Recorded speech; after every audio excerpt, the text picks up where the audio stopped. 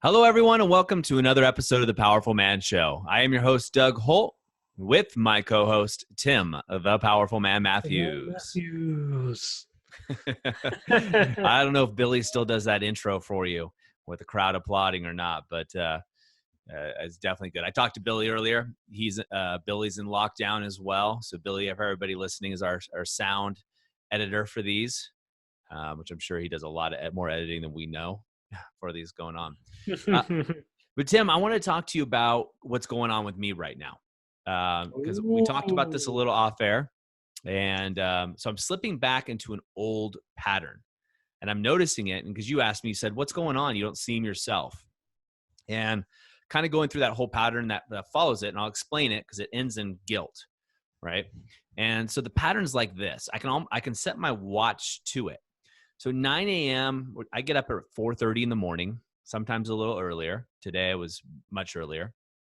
And what happens is my day starts off great. I do the Alpha Rise and Shine program.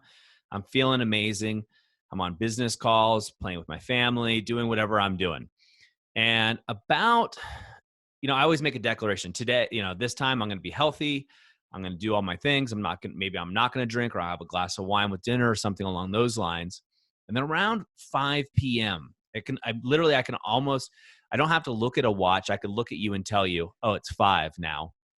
Because what happens, I got this little voice in my head that goes, the drink sounds nice, or you deserve a beer, or something along those lines. And I was telling you that I found myself last night, had a glass of wine with my wife. It was great, just relaxing. And she went upstairs to take care of our baby. And I thought, you know what? I'm going to have a glass of whiskey. And I had a glass of whiskey, which was a large glass of whiskey. And I found myself sitting on the couch watching crap TV. I was watching this thing. I don't know if you've watched it, called Tiger King, or even heard about it. No. Interesting, to say the least. Definitely an interesting portrait of America, if that's what you take it for. But I found myself watching Tiger King, getting sucked in it, drinking whiskey by myself on the couch.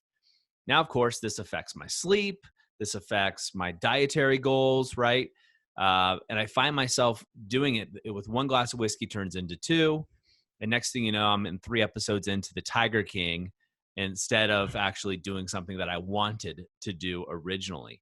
And that willpower starts to erode, right? So you get up in the morning and you have a little bit more coffee, right? A little bit more coffee to make up for the sluggish feeling. Right? And you have the coffee. And then, of course, what happens with that cycle is you get a little bit more tired in the afternoon. So, luckily I'm able to take naps if I want to, but maybe it's a little bit more caffeine. And then come around 5 o'clock, you're tired and you don't want to do anything anymore because you're just so tired from the night before. So you're like, I'll just have a beer. I'll just have a drink. And that cycle continues.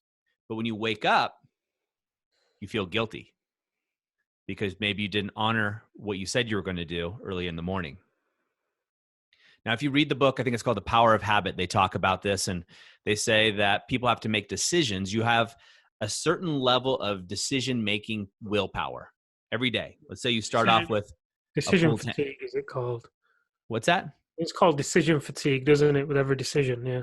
Yeah, with every decision. And you only have a certain amount to go through. And this is why I think I was telling you that probably about 80-90% of the business owners I know that run very successful companies, they're in a similar cycle often, right? They go through it. And one of the reasons I think this is, well, I love to blame it on decision fatigue, but I'm not always in the cycle. It's just, this is all of a sudden happening again. And it kind of just crept up on me. I was telling you and Arthur about it. I was doing the carnivore diet to try it out because Arthur loved it so much. And as soon as you kind of put as you said, a crack in the dam, it just breaks through, right? And it's kind of like, well, crap, I'm not on a strict routine, so I'm going to let it go. And just, for the listeners, tell them what the crack in the dam was. You're doing the carnivore diet, and then I think you let yourself have carbs on the weekend or something. And no. So we were talking about this as a side note, but so I was doing the carnivore. I was just trying it out. Goes against most of what I know about nutrition, but I thought, crap, I'll just try it. And I needed a reset of some sort anyway with my eating habits, because again, I was falling short. And so I was doing that, and I thought, you know what? I'm just going to go really more grain-free, right? So I'm going to let out a little bit of vegetables in. I'm going to go off the diet.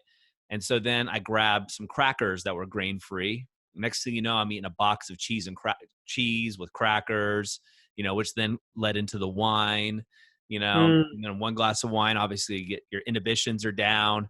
You're like, well, crap, my birthday's coming up. I'm 43. I'm going to have some cookies, right? My wife made me my favorite homemade cookies. I'll have a Mm. couple of those. I worked out today. I deserve it. And then that goes into, Tiger King, glass of whiskey, sitting on the couch by myself. Mm. Coronavirus is here. Why not?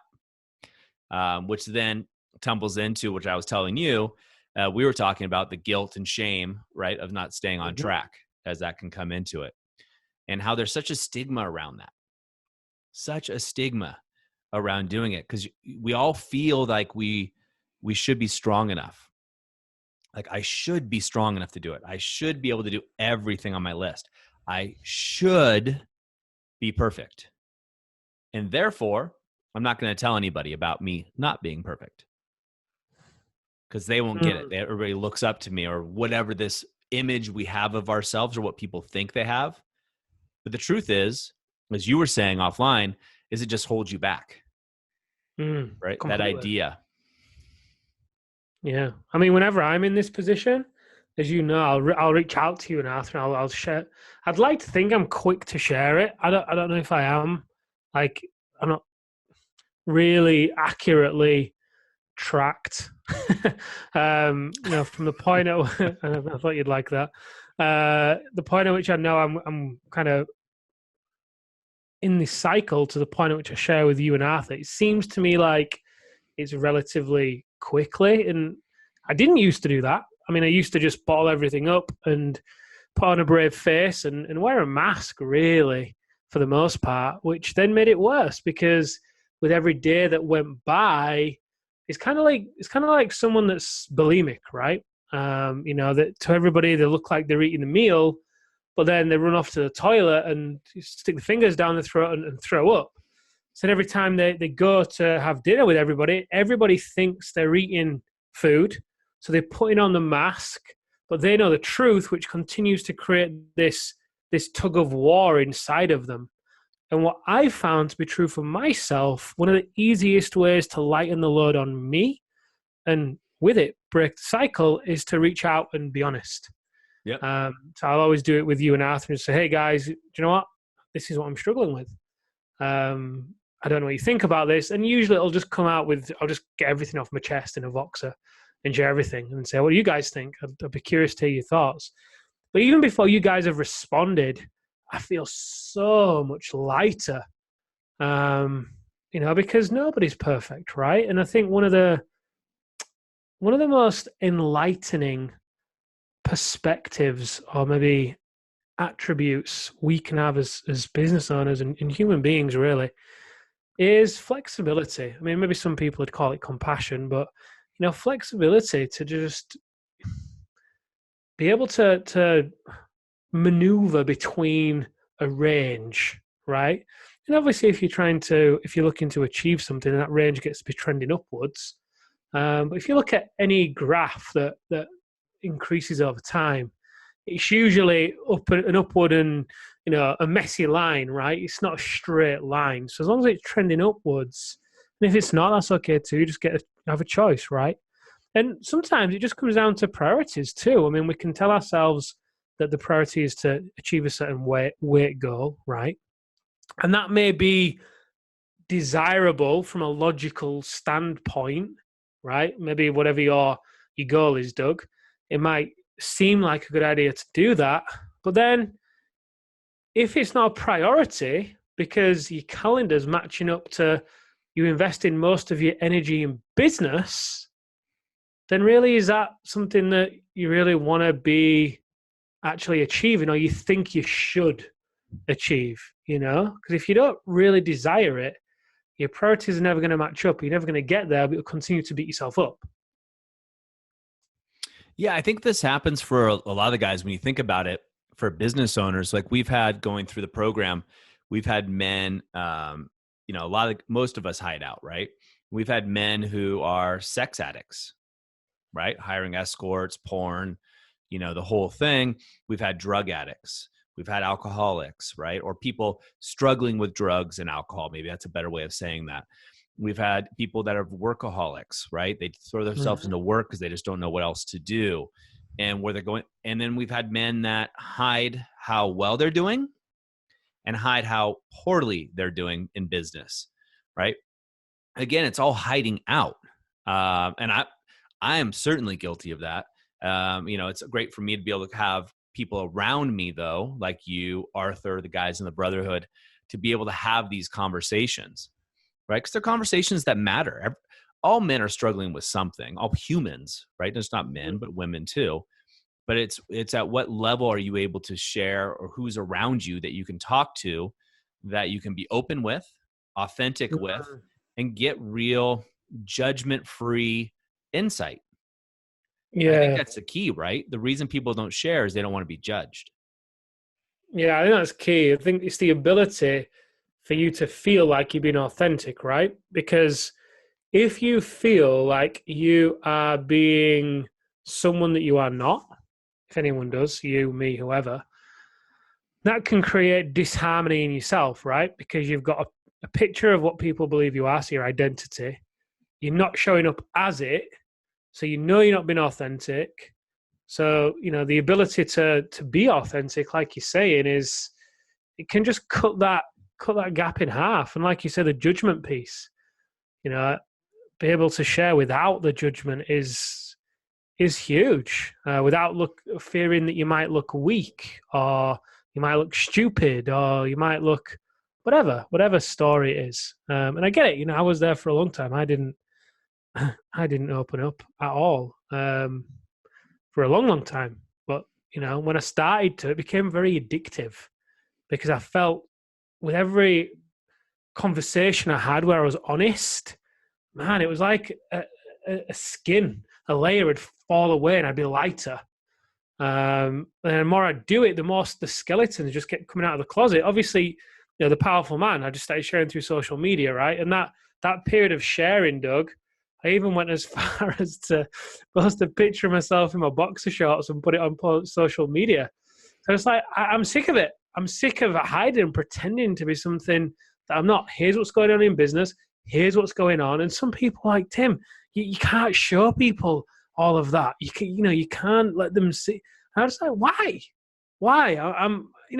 I'm sick of hiding things. I don't need to hide it. I'd rather the skeletons be out of the closet. Um, and Amelia said to me the other day, if you were famous, what dirt would people dig up on you? I thought, wow, what a great question. I said, what would you be scared of people digging up on you? I said, well, nothing. It's all out there. It's all out there. I had to really think as well, like, is there anything? What is there? What is there? Um, and it's all out there. I've spoken about it. Well, you are Um, famous. You were telling me you were in Leeds and yeah, some guy overheard you having a conversation and recognized your that was voice. funny. Yeah, that was great. That was great. So yeah, you raise a great point, Doug. And I think one thing we were talking about, which feeds into this, wasn't it?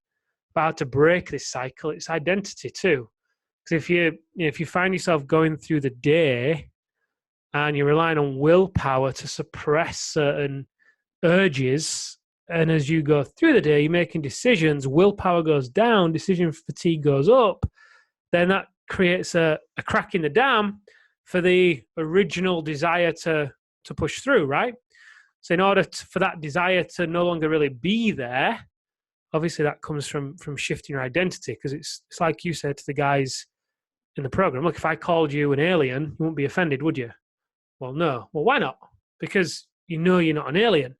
Just like if I said to you, I don't know, you're a cheese addict or whatever. I don't know what I'd say. You might be. I don't know. You get where I'm going, though, right? So you got to be able to have a process, in my opinion, anyway, if you want to create a lasting change and not just rely on willpower, as well as obviously sharing authentically. You've got to be able to change the identity, which comes from changing the habit and the action. Yeah. Well, you bring up a good point, which is kind of a tangent here, which I want to throw out there. So, for guys listening right now, if your spouse came up to you and said, "You're a crappy husband," how would you feel? or if she came up to you and said, you're not man enough, how would you feel? What's your initial feeling? Or you're an alcoholic, you're a drug addict, right? You're a sex addict, right? Some of those feel heavier than others for you, right? You're bad at business. You're a horrible businessman. You're not successful. Some of those are going to feel really heavy and some light. And I'm going to throw out there, guys, that the ones that feel heavy are ones you want to tune into, because there's a part of you that believes that to be true. And when I say you're not man enough or you're not a good husband, if those are triggering you, it's time to take some action. Action with all of them, really. But it's time to take some action and bridge the gap between what your identity is, as Tim is saying, and where you are currently, because that's preventing you from your greatness. That's preventing you from your potential.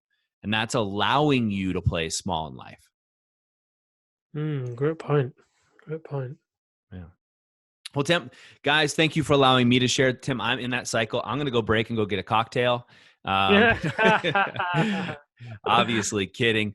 But yeah, it is an interesting cycle I get caught up in, and I talk about it. And like, as I told you earlier, it's the 9 a.m. Doug versus the 5 p.m. Doug, which I know a lot of business guys that I talk to can relate to that situation. And as you said, it's closing the gap between where you see yourself and the gap to where you are. And that's how we get it.